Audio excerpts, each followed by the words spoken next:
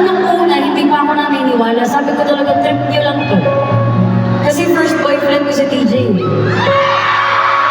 My first, my last, and my only.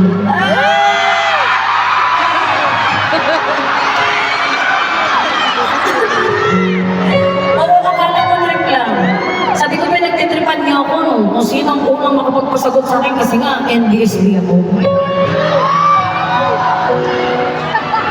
Pero yung totoo palang pagmamahal, kung para talaga sa'yo, kahit anong iwas mo pa, darating talaga yan para sa'yo.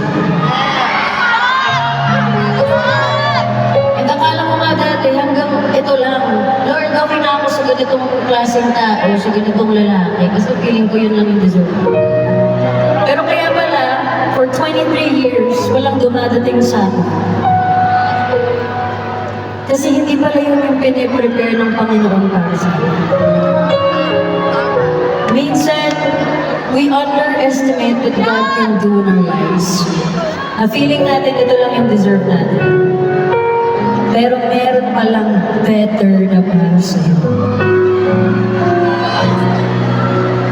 So kung meron mga bagay na tinatanggal sa'yo ngayon, tinatanggalan ka ng tao sa buhay mo, tinatanggalan ka ng opportunity, hindi ba rin dumadating yung timing na hinihintay mo?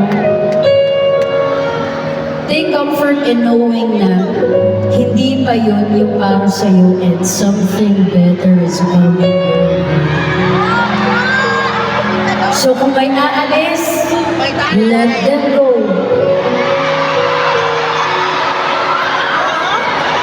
Ang totoong pagmamahal ay hindi yung iniiwan ka na lang.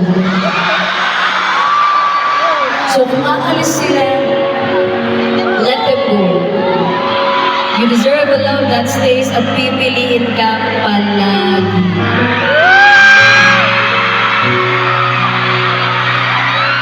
Parang yung mga opportunity din na para sa'yo, minsan talagang pinipilit natin. Pero hindi talaga natutuloy kasi pala meron palang better opportunity.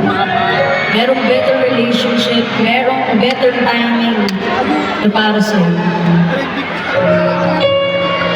Hindi, kailangan mo itong marinig. You have to be reminded.